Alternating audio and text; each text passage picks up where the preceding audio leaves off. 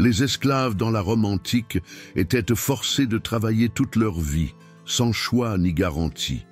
Ils étaient exposés à diverses situations et à des travaux dangereux qui pouvaient les rendre invalides, comme des infections, la cécité ou la surdité. De plus, la vieillesse et les mauvais traitements physiques aggravaient leur état de santé, rendant beaucoup d'entre eux incapables de continuer à travailler. Mais que se passait-il lorsqu'un esclave devenait invalide et incapable de remplir ses fonctions? C'est ce que nous allons voir dans cette vidéo. Premier, être abandonné. Tout d'abord, l'abandon. C'était le destin le plus courant pour un esclave invalide. Cette pratique, connue sous le nom d'abandon, consistait à laisser l'esclave à son propre sort, sans assistance, sans abri et sans nourriture. Les maîtres romains ne voyaient aucune utilité à garder un esclave incapable de travailler et par conséquent, ces individus étaient souvent abandonnés dans les rues ou dans des zones en dehors de la ville.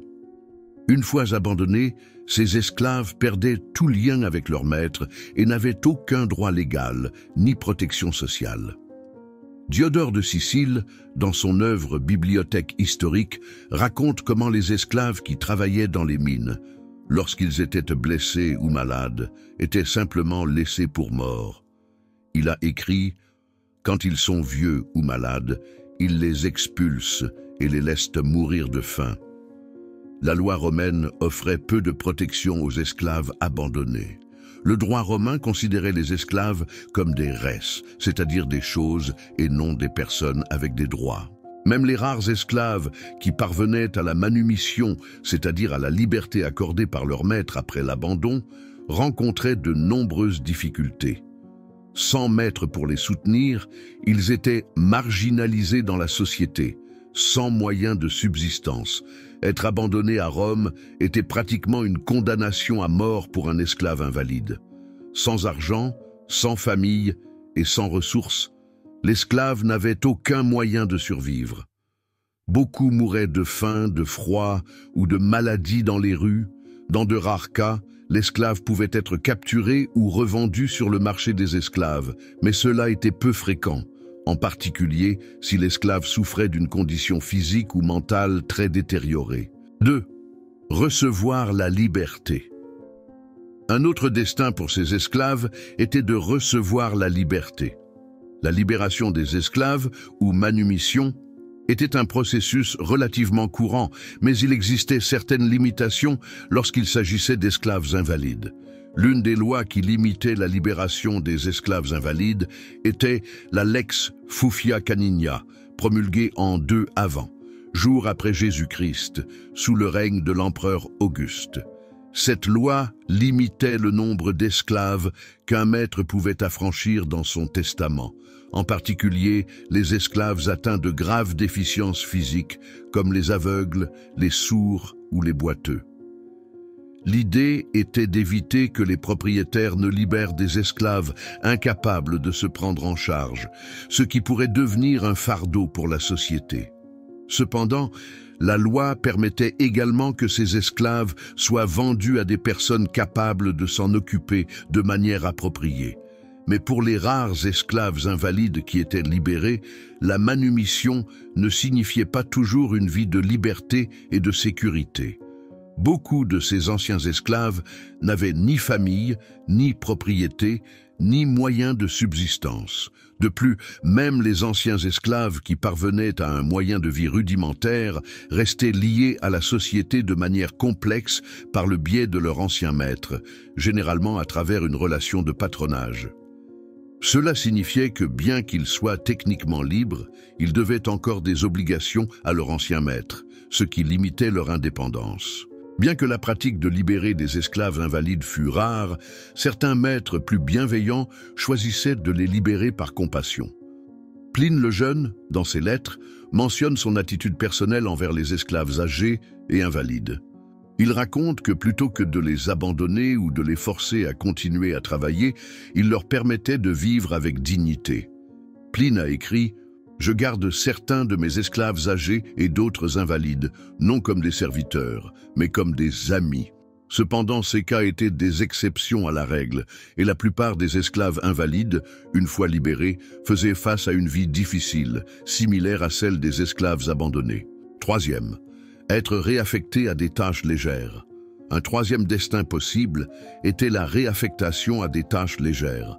Les esclaves qui n'étaient plus capables d'effectuer des travaux lourds, comme dans les mines ou l'agriculture, étaient souvent utilisés pour des tâches plus légères et physiquement moins exigeantes.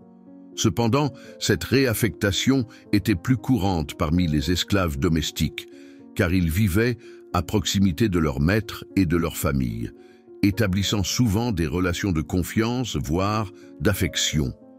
Cela ne signifiait pas que leurs conditions étaient bonnes, mais, contrairement aux esclaves travaillant dans des conditions sévères, comme dans les plantations ou les mines, les domestiques pouvaient être réaffectés à des fonctions supervisées ou administratives, où leur capacité physique n'était pas aussi importante. Par exemple, ces esclaves pouvaient être portiers, organiser de petites tâches, superviser d'autres serviteurs et esclaves plus jeunes, ou même aider aux courses domestiques. Certains esclaves possédant des compétences spécialisées, comme des artisans ou des précepteurs, avaient plus de chances d'être préservés et réaffectés à des travaux moins exigeants lorsqu'ils devenaient invalides. Par exemple, un esclave travaillant comme artisan, s'il ne pouvait plus fabriquer directement des objets, pouvait être chargé de superviser d'autres esclaves dans un atelier. De même, un précepteur ayant perdu certaines capacités physiques, mais conservant son intellect, pouvait continuer à enseigner aux jeunes ou servir de conseiller. La pratique de réaffecter des esclaves spécialisés était avantageuse pour les maîtres, car elle évitait la perte totale de l'investissement fait dans la formation de ces esclaves.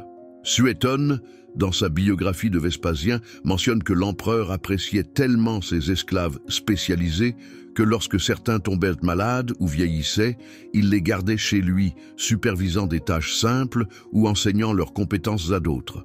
Quatrième, être vendu à bas prix. Un quatrième destin possible était d'être vendu à bas prix. Les esclaves invalides pouvaient être proposés sur les marchés d'esclaves, souvent à des acheteurs ayant besoin de main-d'œuvre bon marché pour des tâches plus simples. Ces esclaves faisaient souvent face à des conditions encore pires avec leur nouveau maître, car, ayant été acquis à bas prix, les propriétaires avaient peu de préoccupations pour leur santé.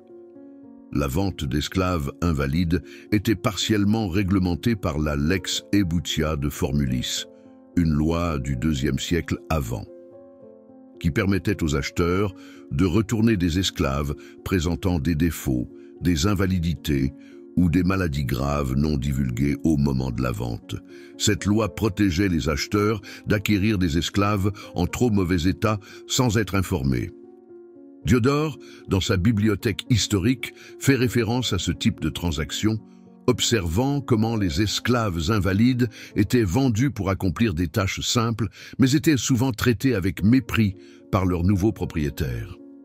De plus, Plutarque, en écrivant sur la vie de Cassius, mentionne que certains esclaves incapables de travailler à des fonctions lourdes étaient vendus à des prix très bas, mais étaient néanmoins utilisés pour des services mineurs, comme superviser des ateliers. Il a écrit que Cassius, toujours attentif au profit, achetait fréquemment des esclaves invalides pour de petits travaux dans ses nombreux ateliers. Cinquième, la mort ou le sacrifice. Un cinquième destin possible pour un esclave invalide était la mort ou le sacrifice. Malheureusement, dans une société où la valeur d'un esclave était mesurée par sa productivité, la vie d'un esclave invalide pouvait être considérée comme un fardeau économique pour son maître. Pour cette raison, certains maîtres optaient pour une solution brutale en condamnant l'esclave à mort. Cela était plus courant dans les régions où les esclaves effectuaient des travaux physiquement éprouvants, comme dans les mines ou les plantations. Dans des cas extrêmes, les esclaves invalides pouvaient être sacrifiés lors de rituels religieux ou en temps de crise. Bien que le sacrifice humain ait été rare à Rome, il existe des récits historiques de moments où cette pratique a été utilisée, et les esclaves, en particulier les invalides ou malades, étaient les plus susceptibles d'être offerts. Tite Live, dans son œuvre, mentionne qu'au cours des guerres puniques, lorsque Rome faisait face à une série de calamités, des sacrifices humains ont été réalisés pour apaiser les dieux. Il rapporte qu'en période de grande crise, il n'était pas rare que des sacrifices humains aient lieu et les esclaves étaient fréquemment choisis. En plus des sacrifices religieux, les esclaves invalides pouvaient être utilisés dans des cérémonies publiques pour le divertissement, comme lors d'exécutions publiques. Les Romains considéraient ce type de spectacle comme une façon de réaffirmer le pouvoir de l'État et des maîtres sur les esclaves. Ces exécutions publiques étaient vues comme une manière d'éliminer les esclaves tout en renforçant le statut et le pouvoir des citoyens romains sur leurs propriétés humaines. Bien que le droit romain traitât les esclaves comme des biens, permettant aux maîtres de contrôler presque totalement leur vie, il y eut des tentatives pour limiter la violence extrême contre eux. Par exemple, la Lex Petronia, promulguée au 1er siècle après Jésus-Christ. J.C. fut l'une des premières lois à tenter de réglementer l'usage excessif des esclaves dans les combats de gladiateurs ou les sacrifices sans autorisation appropriée. Cependant, cette loi offrait peu de protection réelle pour les esclaves, car son objectif était davantage économique, cherchant à garantir que les maîtres ne gaspillent pas une main-d'œuvre précieuse. Sixième et dernier destin possible pour un esclave invalide était d'être utilisé comme exemple de punition. Bien que les esclaves fussent considérés comme une propriété à Rome, ils étaient également perçus comme une menace potentielle à l'ordre s'ils n'étaient pas strictement contrôlés. C'est pourquoi une punition sévère était une possibilité. Les esclaves, y compris les invalides, servaient souvent de moyen de contrôle social pour les Romains. Cela s'est particulièrement produit lors de la révolte de Spartacus, qui a provoqué une profonde peur et méfiance parmi les Romains envers leurs esclaves. Avec des milliers d'esclaves se joignant à l'élite romaine, ces derniers les considéraient comme une menace réelle pour la stabilité de l'Empire romain. Après la répression sanglante de la révolte dirigée par Spartacus, les punitions infligées aux esclaves devinrent encore plus sévères. Dans les cas où l'esclave n'avait plus d'utilité pratique, il pouvait être puni de manière exemplaire pour montrer aux autres esclaves que l'insubordination ou les manquements au travail ne seraient pas tolérés. Cette stratégie de punition servait à maintenir l'ordre et à éviter de futures révoltes ou comportements indisciplinés dans les grandes propriétés et maisons romaines. Contrairement aux légionnaires, qui, après des années de service, pouvaient recevoir une récompense ou une retraite, les esclaves n'avaient aucune garantie. Pour eux, le destin était incertain et souvent cruel. En parlant de soldats, si vous n'avez pas encore vu la vidéo, n'oubliez pas de laisser un like, abonnez-vous à la chaîne et on se retrouve dans la prochaine vidéo.